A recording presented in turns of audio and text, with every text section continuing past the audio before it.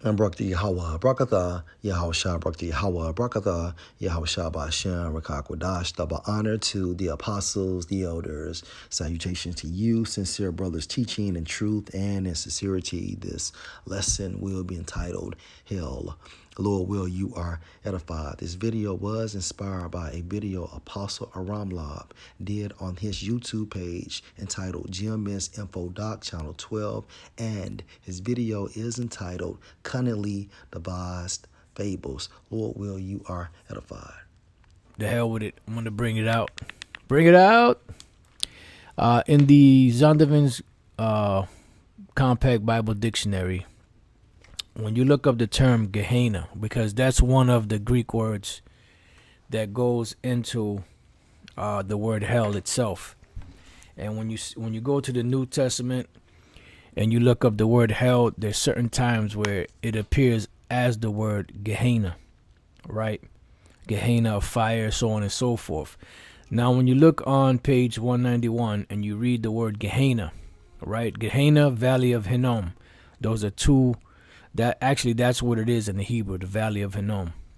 It says a valley on the west and southwest of Jerusalem, which form part of the border between Judah and Benjamin. Then it gives you lists of scriptures where it could be found. Here, Ahaz, some more scriptures. Manasseh, some more scriptures. Sacrificed their sons to Molech. Another scripture. For this reason, Josiah defiled the place. Another scripture. After referring to the idolatrous Barbaries, more scriptures. Jeremiah prophesies a great slaughter of the people there, and in the siege of Jerusalem, another precept. Now it goes out. It goes on to say, after the Old Testament period, Jewish apocalyptic writers began to call the Valley of Hinnom the entrance to hell. Later, hell itself. The word occurs 12 times in the New Testament, always translated hell, ASV, And you can't get around that. RSV, margin Gehenna. 11 times it is on the lips of Yahushai as the final punishment for calling one's brother a fool. Then it gives you more scriptures for adultery, when the severest measures have. So, according to the perspective of Christianity, there is no such place as hell. Point blank, period. All right? You have to understand something. Hell and heaven are nothing but conditions that are played out on earth. All right? That doctrine, hell, is nothing but a tool used to control the masses. That's all it is.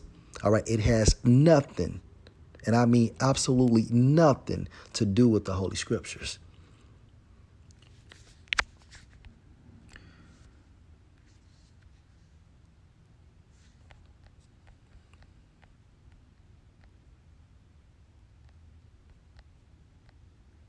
Second Ezra 9 and verse 12. The same must know it after death by pain. What does this mean? The same must know it after death by pain. This proves what? Reincarnation. All right? Second Ezra 9 and 12 proves reincarnation. The same must know it after death by pain. So once you die, what happens?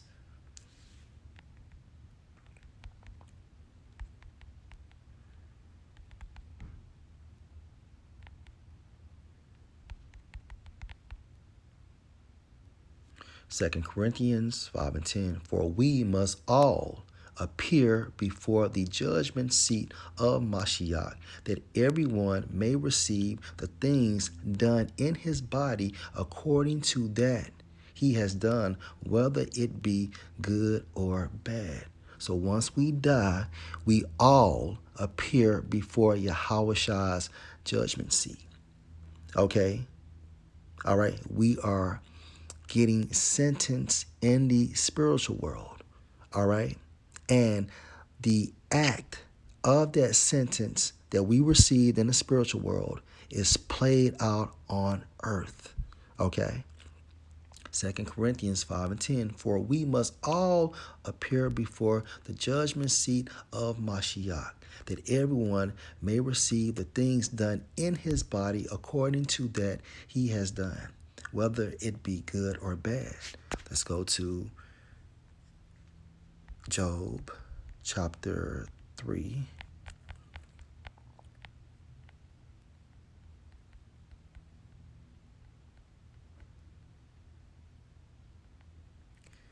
And verse 11. Now Job was catching so much hell, he cursed his birthday. Job 3 and 11. Why died I not from the womb? Why did I not give up the spirit when I came out of the belly? Why did the knees prevent me, or why the breast that I should suck? For now should I have lain still and been quiet. I should have slept, then had I been at rest, with kings and counselors of the earth, which built desolate places for themselves, or with princes that had gold, who filled their houses with silver, or as in hidden untimely birth, I had not been as infants which never saw light. There the wicked cease from troubling. Going into what? The spiritual realm. There the wicked cease from troubling. So even the wicked, okay, are in heaven. Again, 2 Corinthians 5 and 10, for we must all appear before the judgment seat of Mashiach, that everyone may receive the things done in his body according to that he has done, whether it be good or bad. And where is the judgment seat of Mashiach? Now remember,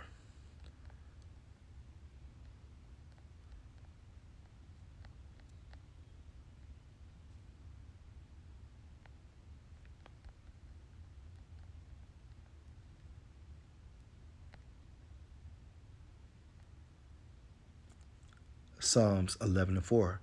The Lord Yahweh is in his holy temple, and Yahushua is on the right hand of Yahweh, according to Psalm 110 and verse 1. The Lord Yahweh is in his holy temple. The Lord Yahweh's throne is in heaven. His eyes behold, his eyelids try the children of men. Focal point.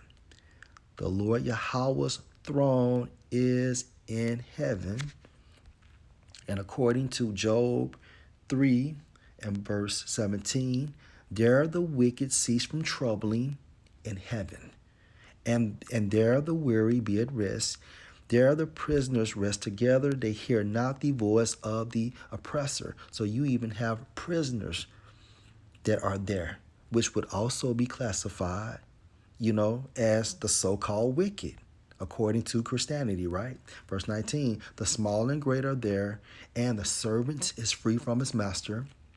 Wherefore is light given to him that is in misery, and life unto the bitter in soul. But that's the point. The small and great are there, and the servant is free from his master. That place that is describing there in the scripture, in these scriptures, is referring to the spiritual world, heaven, the third heaven, or the fourth dimension, okay?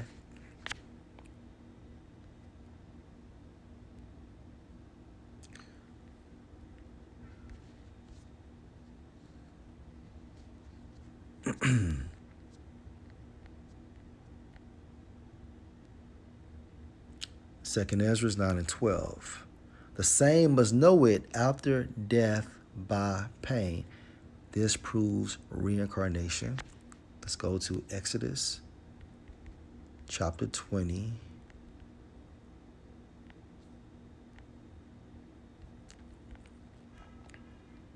And verse 5.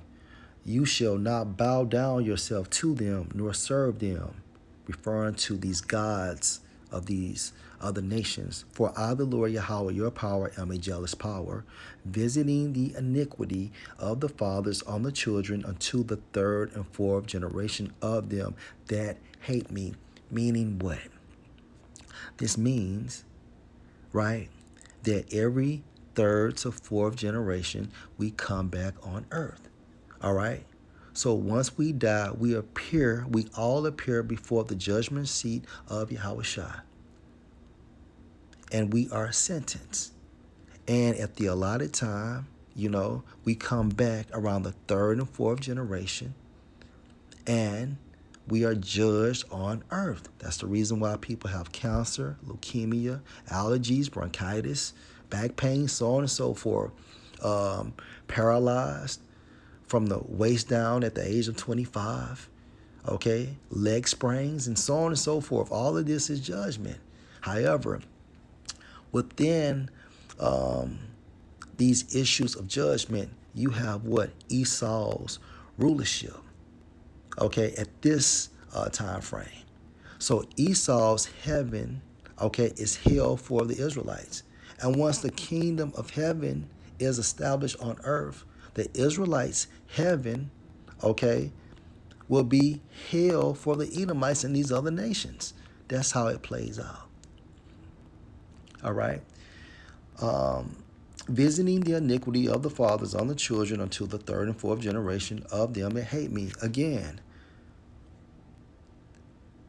Exodus 20 and 5 sheds more light on 2nd Ezra 9 and 12. The same must know it after death by pain, right?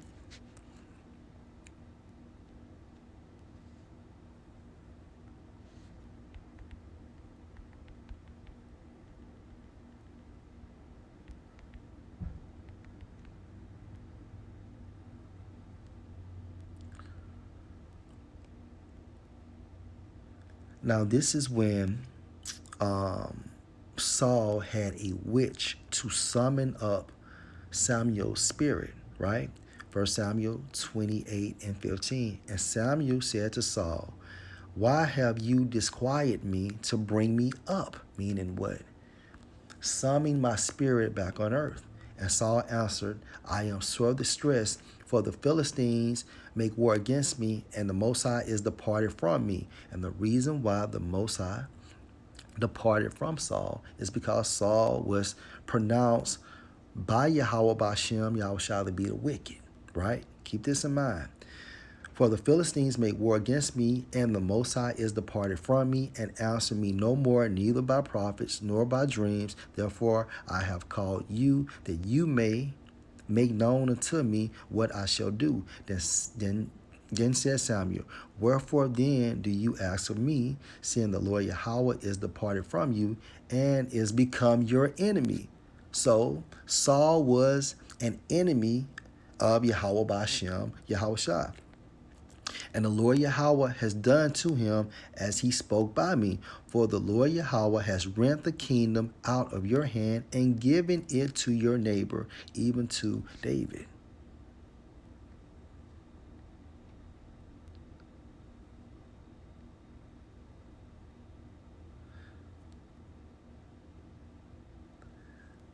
Because you obey not the voice of the Lord Yahweh, nor execute his fierce wrath upon Amalek. Therefore has the Lord Yahweh done this thing unto you this day. Moreover, the Lord Yahweh will also deliver Israel with you into the hand of the Philistines. And tomorrow shall you and your sons be with me. Right now, wait a minute. Saul is classified what? As the wicked. The Most High placed an evil spirit on him. The Most High had became an enemy of Saul, which supports what? Job chapter 3.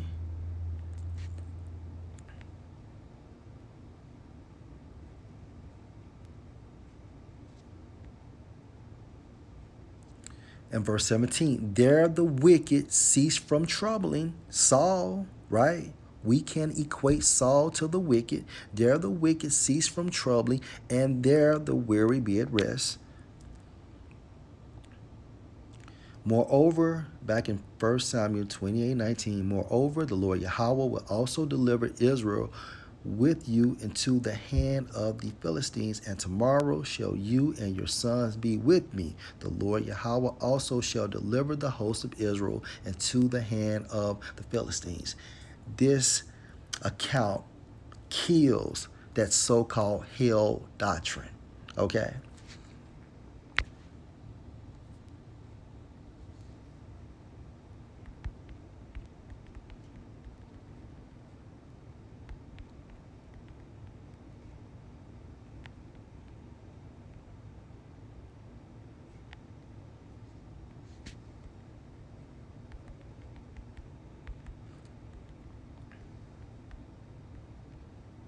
Ecclesiastes 3:16. And moreover, I saw under the sun and Salakia. Let me read that again. Ecclesiastes 3:16. And moreover, I saw under the sun. What is under the sun? Earth, the place of judgment. And earth is also known as the place of judgment, right? So the condition of heaven and hell is played out on earth. Case in point. Luke chapter 16 and verse 19. There was a certain rich man. Now, the rich man is a representation of the nobility of Edom, going into these international bankers, all right, beginning with the Rothschilds, which was clothed in purple and fine linen. Now, this indicates what? That the rich man was in his kingdom.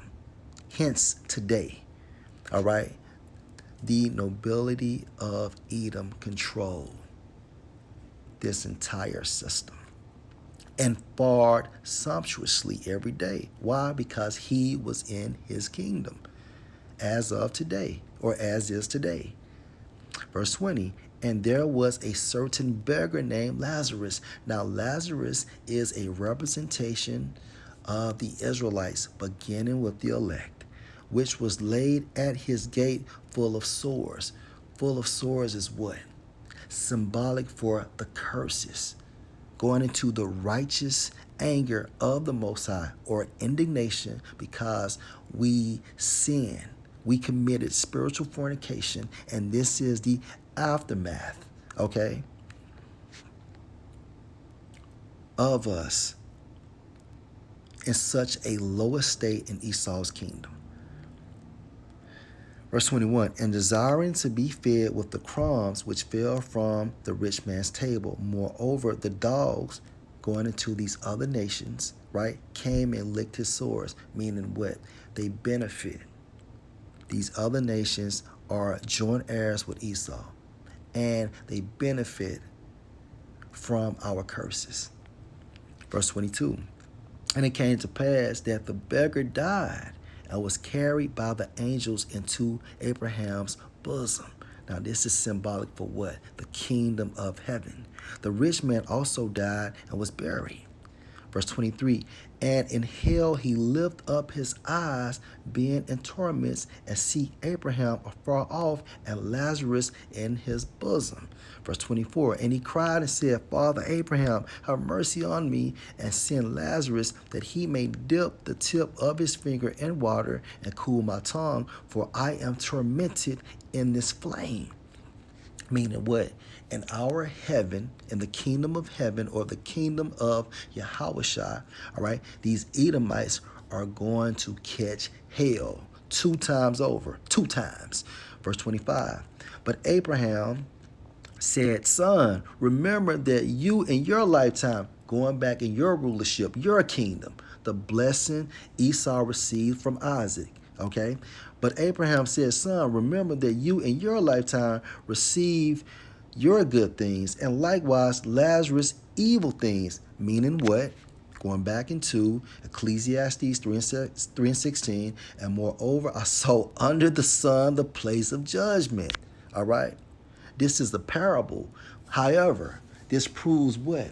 That earth is the place of judgment, and the conditions of heaven and hell are exercised on earth, right? But Abraham said, son, remember that you in your lifetime received your good things, and likewise Lazarus evil things, but now he is comfort, and you are tormented. And the reason why Lazarus is comfort, because of the kingdom of heaven. And therefore, by default, our kingdom, all right, will be hell for Esau. Okay, just like it is today. All right. Only the Israelites, right, will benefit in our kingdom. Everybody else is going to be enslaved. Verse 26, and beside all this, between us and you, there is a great gulf fixed, meaning what? An opening. So that they which would pass from here to you cannot, neither can they pass to us that would come from there. All right, and that's the point. All right, although this is a parable, all right, this proves reincarnation. This proves that there is no such thing as hell. All right, this proves that heaven and hell, all right, are nothing but conditions that are exercised on earth or under the sun, which is the place of earth. All right. Ecclesiastes 3:16, and moreover, I saw under the sun the place of judgment, that wickedness was there, and the place of righteousness, that iniquity was there.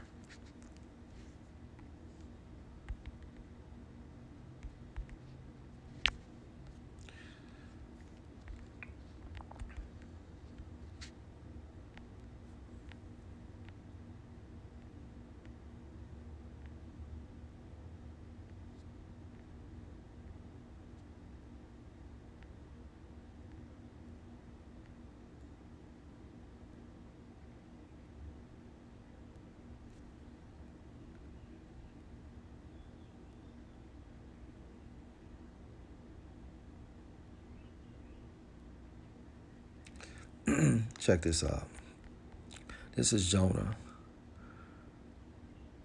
1 and 17. Now the Lord Yahweh had prepared a great fish to swallow up Jonah. And Jonah was in the belly of this fish 3 days and 3 nights. All right. Jonah 2 and 1. Then Jonah prayed unto the Lord Yahweh, his power out of the fish's belly. And the reason why Jonah was punished was because he was running from his duties of being a prophet, right? Verse 2, and said, I cried by reason of mine affliction unto the Lord Yahweh, and he heard me. Out of the belly of hell cried I, and you heard my voice. Out of the belly of hell is referring to what? Jonah 1 and 17. Now the Lord Yahweh had prepared a great fish to swallow up Jonah, and Jonah was in the belly of the fish 3 days and 3 nights. Okay, the belly of hell was talking about this condition, this bad condition that Jonah was in. Further proof that there's no such thing as hell. Okay, point blank period. Lord, will you are edified. Shalom.